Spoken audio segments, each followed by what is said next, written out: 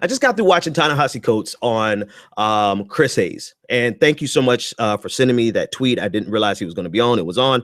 And it was a good conversation. It was a good conversation in the sense of he made his point. He made his point clear. One of the things he pushed back on, really the only thing you can push back on of our critique of his critique, is that in a sense, he feels as though those of us who are pointing out Hillary Clinton's lack of support for reparations, he feels that we're simply deflecting and that we're not allowing Senator Sanders to answer the question of if he's so radical, why would he not support reparations? Well, so no, I'm not deflecting. And now we're going to go right into it because now it's starting to bother me again. We're not deflecting. Here's something I want to tell everybody, from Feel the Burn to Black Lives Matter to those who are on the political periphery, those who are just making observations like myself. You know, we have a choice to make. We don't have an infinite number of presidential choices, particularly because of the way this particular campaign season has gone. We're really down to two choices. Martin O'Malley could have been a better candidate, but he's not. He's at 1%. He probably won't even make the next debate stage. Maybe. We have two choices. And if we're having a conversation about who's going to be the better choice, then anytime an argument comes along that is going to be in itself a red herring to the choice that has to be made, then it's one red herring deserves another. One deflection deserves another. The conversation about reparations, my friend, is quite a red herring and a deflection from the real campaign. So don't be mad at Ta-Nehisi. You know, first of all, I like him. I like him because he's got that New York fight in him, and you could tell that he's a little irritated with people criticizing his article, with the type of criticism, right? The deflection, and so I really like that New York fight in him. I love it, actually. But don't be mad when we throw one deflection, because one deflection deserves another, right? This entire conversation about reparations is quite irrelevant to the very real election that's going on right now. We can try to make it relevant to people as much as we want, but realistically, it's a non-starter. It has absolutely nothing to do with what happens on election day. And so to have that thrown into the political fray as something that should take the attention of everybody, and everyone should pause. Everyone should pause and take a look at Bernie Sanders not supporting reparations.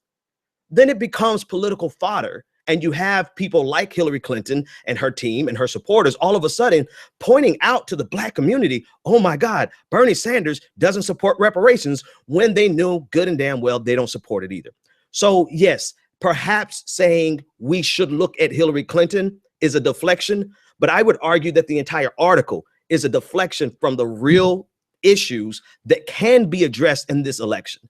Whether or not you want to talk about reparations in terms of a theory, sure. But in terms of reality, not a single person has pointed out to me one presidential candidate in the last 100 years that has supported the case for reparations. So I could also ask the question, why the hell are we even talking about it? If you want to know why we're pointing out that Hillary Clinton doesn't support it, why the hell are we even talking about it when nobody supports it? We can discuss it in theory, but in terms of the real decision that we have to make in the next few weeks, it serves as nothing but a red herring that many Black people will chase after, and Hillary Clinton has no problem seeing them chase after it. Now, out of respect for my friend's time, I see her camera's up, her camera's working. I'm going to stop midstream. And it's if I remember correctly, I was discussing that Ta-Nehisi Coates really called our critique of his article a deflection. And, you know, my argument, my response to that simply is that I think his entire article at this point is a deflection from the real choices. It's a binary choice, right? That Martin O'Malley doesn't even count. We have two choices. Now, you could always choose not to vote, right? You know, I don't think that is an intellectual decision at all. I've said it once, I've said it a dozen times. Anyone who thinks that they are so smart or they think that they are smarter because they choose not to participate in the political fray. I think they're actually not as smart as they pretend to be, because this system that you complain about on an everyday basis is shaped by the people we either elect or don't participate in and allow to get elected. So this option of not voting is this cop out of pseudo intellectualism that ultimately further empowers the system that you complain about every day. So when I say you could always not vote, I'm saying that sarcastically, tongue in cheek, because in reality is if you've ever complained about this system, then you sure as hell better be voting to fix the system. Now, that being said, if you believe that this system is a two-party system, then you only have two choices, the Democrats and the Republicans. You can go Green Party, but Diverger's law pretty much predicts that it's going to remain a two-party system. There's really not going to be a third party that's going to get power in our single district representative democracy. All right, go look up all those things. It's legit, right? So you could vote for the Green Party. I get a protest vote. I get all those things, but let's drill down to the voting population. Those of us who are going to vote and those of us who are going to vote for one of the two major parties, if you believe remotely in anything loosely connected to progressivism, then you're going to vote with the Democratic Party. Unfortunately, that's the case. I wish there was a third party. I wish we had four parties. Hell, I wish we could have an election like the United Kingdom has, but that's not the case. And I'm saying all this to say we're really down to a binary choice. We're down to a choice between Bernie Sanders and Hillary Clinton. And so when we are down to such a narrow choice between two people, and we're trying to decide which one is going to have the most positive effect on the lives of the people we talk to every single day. We're trying to find out who's going to have the most positive effect on minorities, for women, for LGBT issues, for across the board. Bottom line, who's going to have the most progressive policies? Then the conversation about reparations, which is not inside of the political fray, it is not up for consideration from anybody. Or unless you are simply saying that perhaps Bernie Sanders can start the conversation on reparations. If that's your argument, maybe. But I'm not going to even, that's not the argument that was made. The argument that was made by Ta-Nehisi was that here we have Bernie Sanders being radical on this, but he's not radical on that.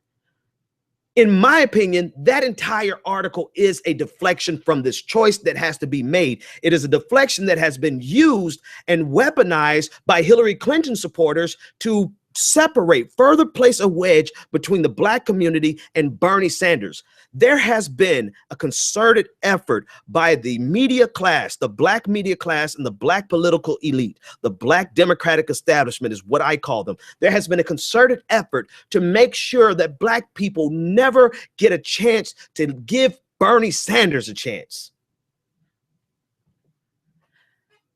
It has been, and here's the thing, you have to understand, you don't have to support Hillary Clinton to help Hillary Clinton.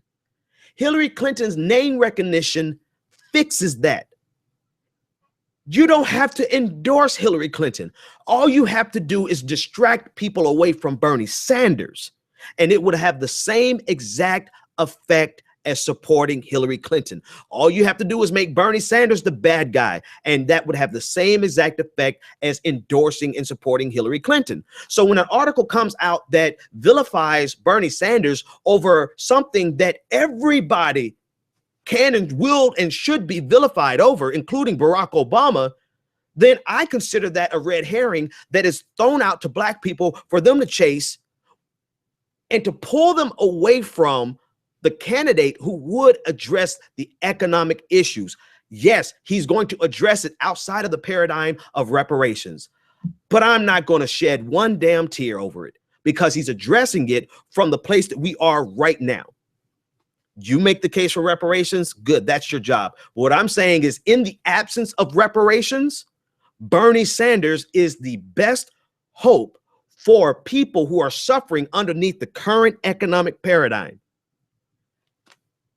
And so now you have everybody running around saying, oh, Bernie Sanders doesn't support reparations, completely making them oblivious or ignore, or you're deflecting from the reality that his economic paradigm is going to fix, or at least address, at least start the conversation on some of the things that plague the Black community and the poor communities across the nation.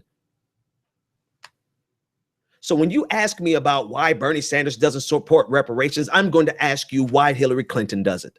Is it a deflection? Yes, but this entire conversation is a damn deflection. The entire thing is a red herring. It absolutely, yes, it has its place. Every conversation has its place. Great. But for it to be thrown out as red meat to turn Black people away, that and whatever, let me say this. It doesn't matter what you intended your article to do.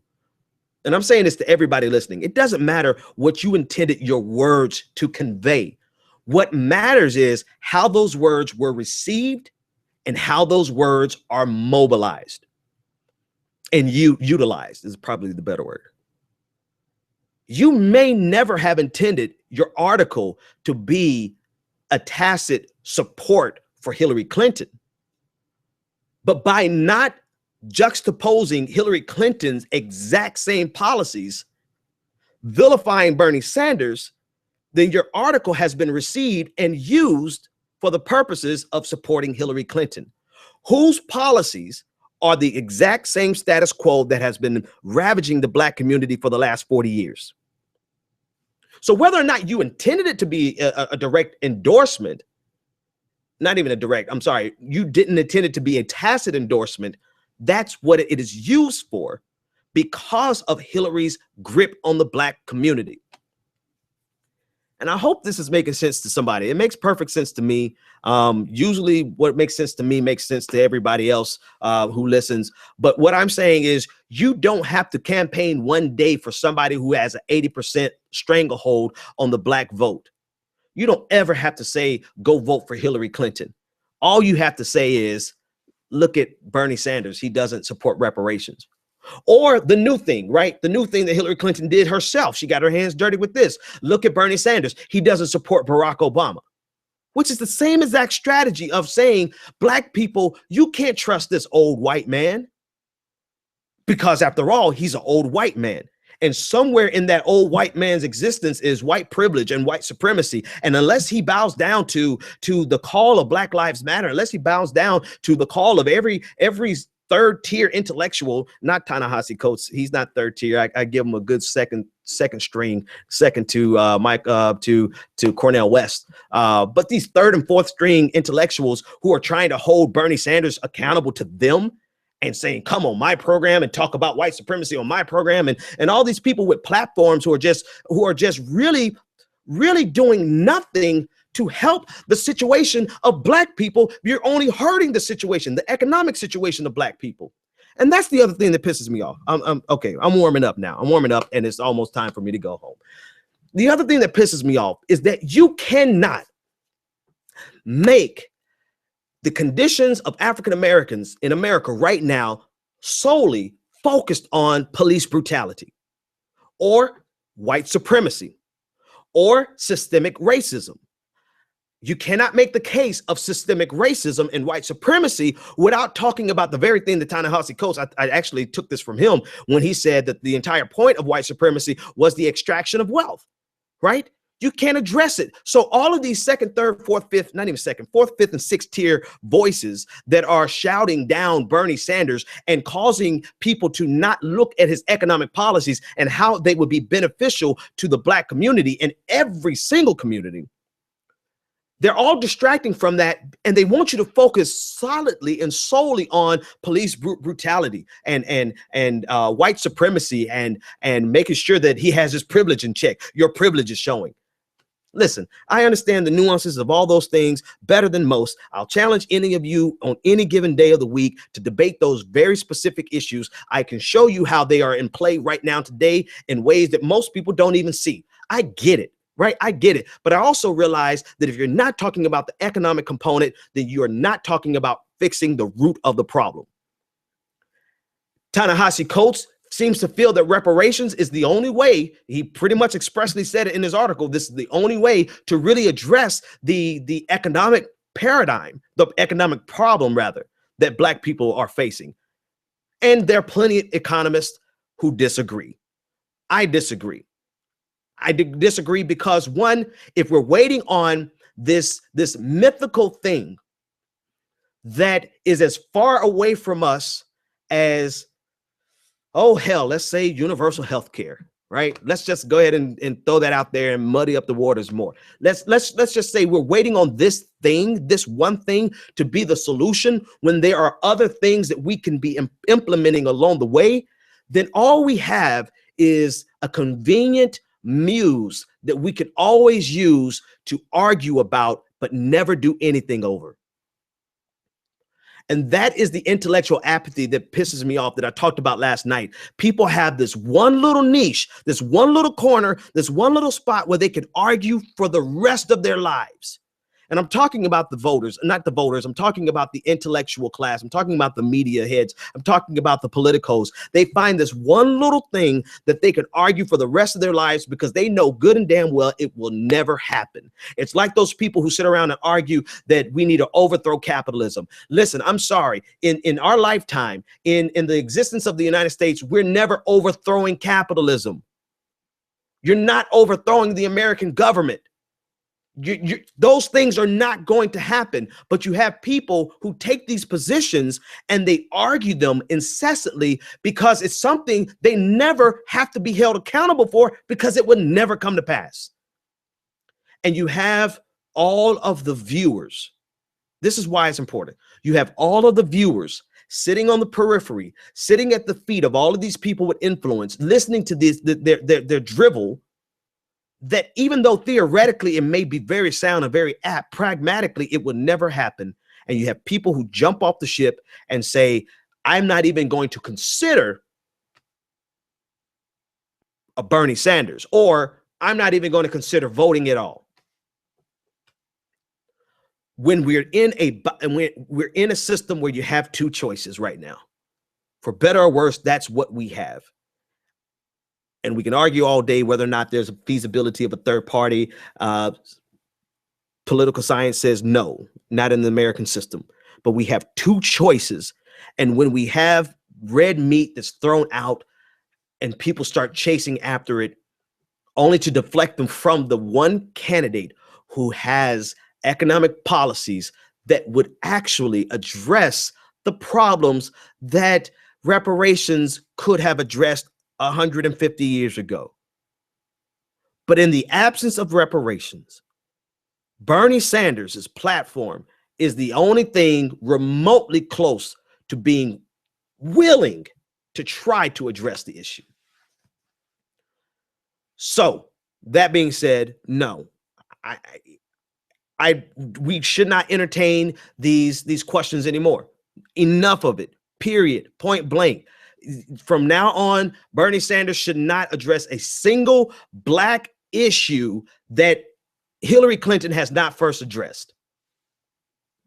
Because we have placed this bar on, we placed this undue burden on Bernie Sanders that we are not even willing to place on anyone else. Now, the burden itself is worthwhile, but not if you're going to place it, not going to hold President Obama to it, hold Martin O'Malley to it.